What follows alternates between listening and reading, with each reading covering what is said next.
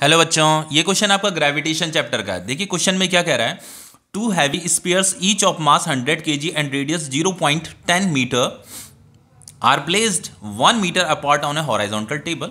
यहाँ पे दो स्पीयर हमें गिवन है और दोनों का जो मास दे रखा है वो 100 kg दे रखा है और इनका सेंटर टू सेंटर जो सेपरेशन है, इनका जो सेपरेशन हमें दे रखा है वो सेपरेशन कितना दे रखा है, 1 मीटर अपार्ट दे रखा है और इसका जो रेडियस दे रखा है वो 0.10 मीटर दे रखा है। इसका रेडियस 0.10, इसका भी रेडियस 0.10 मीटर हमें गिवन है। अब देखो बच्चों यहाँ पे क्या कह रहा है, what is the gravitational force and gravity and potential at the mid point of the line joining the centre of the sphere. ये जो स्फीयर के जो सेंटर है, अगर मैं यहाँ से एक लाइन ज्वाइन करता हूँ तो यहाँ पे का जो मिड पॉइंट होगा, इस मिड पॉइंट पे हमें क्या बताना है, ग्रेविटेशनल फोर्स भी बताना है और ग्रेविटेशनल पोटेंशियल भी बताना है। अब देखो बच्चों, मान लो ये पी पॉइंट है, ठीक है, ये मिड पॉइंट है। अब देखो ये जो स्फीयर है, ये स्फीयर क्या करेगा, इस पॉइंट पे यहाँ पे कुछ ग्रेविटेशनल फोर्स लगाएगा, इस डायरेक्शन में अपनी तरफ लगाएगा, ठीक है। कोई भी बॉडी अपनी तरफ किसी भी चीज को खींचती है, ठीक है, तो ग्रेविटेशनल फोर्स इस तरफ होगा और ये वाली बॉडी भी क्या करेगी, इस पी पॉइंट पे इस डायरेक्शन में क्या लगाएगी, ग्रेविटेशनल फोर्स लगाएगी, ठीक है। इतना पता है। हमें ये पूछ रहा है what is the gravitational force at the mid point. इस मिड पॉइंट पे कितना ग्रेविटेशनल फोर्स लग रहा है, हमें नेट ग्रेविटेशनल फोर्स फाइंड करना है। अब देखो हमें क्या करना है, देखो बच्चों, ये वाला ग्रेविटेशनल फोर्स फाइंड करना है, ये वाला ग्रेविटेशनल फोर्स भी फाइंड करना है और क्या करना है, उसका नेट ग्रेविटेशनल फोर्स निकालना है। इस पॉइंट पे जो नेट ग्रेविटेशनल फोर्स लग रहा होगा उसे निकालना है। देखो सबसे पहली बात बच्चों, देखो इसका रेडियस r है, इसका भी रेडियस r है, दोनों का मास भी सेम है, इसका मास कैपिटल m है, इसका भी मास कैपिटल m है, ये भी 100 kg है और ये भी कितना है, 100 kg है, दोनों का रेडियस भी 0.10 मीटर है। तो यहां पे खुद समझने वाली बात यह है कि यहां पे ये बॉडी जितना जो ग्रेविटेशनल फोर्स लगा रही होगी उतना ही ग्रेविटेशनल फोर्स ये बॉडी भी इस डायरेक्शन में लगा रही होगी। तो ये दोनों ग्रेविटेशनल फोर्स क्या हो जा रहे होंगे, आपस में कैंसिल हो जा रहे होंगे ना, तो दोनों equal and opposite gravitational force लगा रहे हैं। अब देखो मैं यहां पे एक बहुत इंपॉर्टेंट चीज आपको बताने वाला हूं इसे करने से पहले। देखो बच्चों, जैसे मान लो कोई ये बॉडी है, अब यहां से मान लो ये x डिस्टेंस दूर हमने ये कोई दूसरी बॉडी रखी हुई है, मान लो इसका मास कैपिटल m है, इसका मास स्मॉल m है। अब मैंने आपसे पूछा कि इस बॉडी पे ये जो ग्रेविटेशनल फोर्स लग रहा है वो कितना लग रहा है, तो ग्रेविटेशनल फोर्स का फॉर्मूला क्या होता है, g m into M divided by ये सेंटर टू सेंटर जो सेपरेशन है ये x है, ठीक है, x का स्क्वायर करते हैं, इस तरीके से ग्रेविटेशनल फोर्स निकल जाता है। लेकिन बच्चों अब मैं एक दूसरे तरीके से मैं इसी क्वेश्चन को यहां पे अराइज कर रहा हूं। मैं ये कह रहा हूं कि ये हमारी बॉडी है जिसका मास कैपिटल m है। अब मुझे क्या करना है, यहां पे ये p पॉइंट है, ठीक है, यहां देखो यहां पे तो मैंने कोई बॉडी रखी हुई थी, इस p पॉइंट पे कोई बॉडी प्लेस कर रही थी। अब हमने कोई भी बॉडी प्लेस नहीं कर रही है, हम क्या कह रहे हैं कि इस p पॉइंट पे हमें इस बॉडी की वजह से जो ग्रेविटेशनल फोर्स होगा वो हमें बताना है।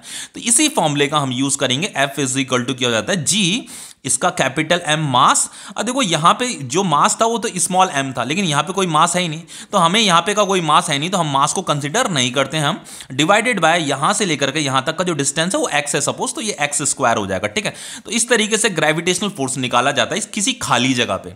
तो ये जो खाली जगह पे जब भी हम कोई ग्रेविटेशनल फोर्स निकालते हैं, किसी बॉडी की वजह से जो ग्रेविटेशनल फोर्स निकालते हैं खाली जगह पे, उसे ग्रेविटेशनल फील्ड इंटेंसिटी बोला जाता है बच्चों, उसे E से डिनोट किया जाता है। तो उसका फॉर्मूला क्या हो जाता है, GM अपॉन x स्क्वायर हो जाता है, ठीक है। तो देखो हमें क्या करना है, यहां पे ये जो बॉडी है इसकी वजह से यहां पे जो ग्रेविटेशनल फोर्स लग रहा है उसे ग्रेविटेशनल फील्ड इंटेंसिटी बोला जाता है। इसे हम E1 बोलेंगे, इसे हम E2 बोलेंगे, ठीक है, समझ में आया। ये ग्रेविटेशनल फील्ड इंटेंसिटी को E से डिनोट किया जाता है। अब देखो यहां पे क्या करेंगे, सबसे पहले E1 निकालते हैं, तो E1 इज इक्वल टू क्या हो जाएगा, G इसका मास M डिवाइडेड बाय ये सेंटर यहां से लेकर के यहां तक का डिस्टेंस, ठीक है बच्चों। अब देखो ये जो सेंटर है यहां से लेकर के यहां तक का डिस्टेंस तो कितना था, r था, जो कितना दे रखा था, 1 मीटर दे रखा था, r प्लेस 1 मीटर अपार्ट दे रखा था, तो r कितना दे रखा था, 1 मीटर दे रखा था। तो यहां से लेकर के यहां तक का जो डिस्टेंस हो जाएगा बच्चों ये r/2 हो जाएगा, यहां से लेकर के यहां तक का डिस्टेंस भी क्या हो जाएगा, r/2 हो जाएगा। तो फॉर्मूले में हमें ये r/2 ही लेना है। तो यहां से लेकर के यहां तक का डिस्टेंस, तो ये r/2 का होल स्क्वायर हो जाएगा। ये जो ग्रेविटेशनल फील्ड इंटेंसिटी है जिसे हम ग्रेविटेशनल फोर्स बोल रहे हैं इस खाली जगह पे, इसे हमें फाइंड करना है। तो ये E1 है तो ये हो जाएगा GM अपॉन r/2 का होल स्क्वायर। उसी तरीके से बच्चों यहाँ पे ये जो है इसे हम E2 बोल रहे हैं, ठीक है, मतलब gravitational field intensity due to this body. तो ये E2 इज इक्वल टू क्या हो जाएगा आपका, G अगेन ये M मास डिवाइडेड बाय यहां से लेकर के यहां तक का डिस्टेंस r/2 का होल स्क्वायर। समझ में आ रहा है इतना। तो देखो इसे आगे सॉल्व कर देते हैं। E1 इज इक्वल टू क्या हो जाएगा आपका, देखो यहां पे आगे सॉल्व करने की जरूरत भी नहीं है बच्चों। देखो ये दोनों का मैग्नीट्यूड क्या आ रहा है, सेम आ रहा है। और दोनों एक वेक्टर क्वांटिटी है, एक की डायरेक्शन इधर है, एक की डायरेक्शन इधर है, तो ये फाइनली क्या हो जाएंगे, कैंसिल हो जाएंगे। फाइनली क्या हो जाएंगे, कैंसिल हो जाएंगे। तो हमें यहां पे पूछा था gravitational force at mid point पूछा था ना, तो जो ग्रेविटेशनल फोर्स होगा एट मिड पॉइंट बच्चों कितना होगा, एट मिड पॉइंट जो ग्रेविटेशनल फोर्स होगा वो कितना होगा, जीरो होगा। समझ रहे हो क्यों होगा जीरो, क्योंकि दोनों का मैग्नीट्यूड सेम है और दोनों अपोजिट डायरेक्शन में, दोनों एक दूसरे को क्या कर रहे हैं, कैंसिल कर रहे हैं, तो जो नेट ग्रेविटेशनल फोर्स होगा वो जीरो होगा। ठीक है, अब देखो यहां पे पोटेंशियल भी पूछा है, what is the gravitational potential at the mid point. तो ग्रेविटेशनल पोटेंशियल बच्चों एक स्केलर क्वांटिटी होती है। देखो इस बॉडी की वजह से भी इस पॉइंट पे कुछ ग्रेविटेशनल पोटेंशियल होगा, जैसे ये दो बॉडी थी, ठीक है, ये सेंटर टू सेंटर जो डिस्टेंस था ये r था, r इक्वल टू 1 मीटर दे रखा था। यहाँ पे ये जो p पॉइंट है हमें ग्रेविटेशनल पोटेंशियल निकालना है। लेकिन देखो जो बच्चों ये जो ग्रेविटेशनल फील्ड था ये तो एक वेक्टर क्वांटिटी होता है, लेकिन ग्रेविटेशनल पोटेंशियल वेक्टर क्वांटिटी नहीं होता, स्केलर क्वांटिटी होता है। तो हम यहाँ पे इस p पॉइंट पे जो ग्रेविटेशनल पोटेंशियल निकालेंगे वो कैसे निकालेंगे, v1 प्लस v2। ये v1 क्या है, v1 इस बॉडी की वजह से जो इस p पॉइंट पे जो ग्रेविटेशनल पोटेंशियल बनेगा वो v1 है, और इस बॉडी की वजह से जो इस p पॉइंट पे ग्रेविटेशनल पोटेंशियल बनेगा वो v2 है। तो दोनों को हम ऐड कर देंगे तो हमें इस पॉइंट पे जो ग्रेविटेशनल पोटेंशियल बन रहा होगा वो हमें मिल जाएगा। ठीक है, तो फाइनली हम क्या करेंगे, देखो v is equal to gravitational potential का फॉर्मूला क्या होता है बच्चों, माइनस जी एम, एम मतलब ये जो मास है दोनों का, तो इनमें से हम क्या कर, मैं क्या कर रहा हूं यहाँ पे का ग्रेविटेशनल पोटेंशियल निकाल रहा हूं ड्यू टू दिस बॉडी, इस बॉडी की वजह से। ठीक है, तो माइनस जी, ये वाला v1 निकाल रहा हूं मैं इस वाली बॉडी की वजह से, तो minus G M divided by यहां से लेकर के यहां तक का डिस्टेंस वो कितना है, r/2, और ये भी कितना है, r/2, हाफ, ये टोटल r का हाफ। ठीक है, तो यहां पे minus G M divided by r/2 आ जाएगा। फिर प्लस v2 भी निकालेंगे, तो v2 मतलब यहां पे इस बॉडी की वजह से इस पॉइंट पे जो ग्रेविटेशनल पोटेंशियल बन रहा होगा उसे v2 मैं बोल रहा हूं, तो अगेन वो कितना होगा, minus G M divided by r/2 होता है।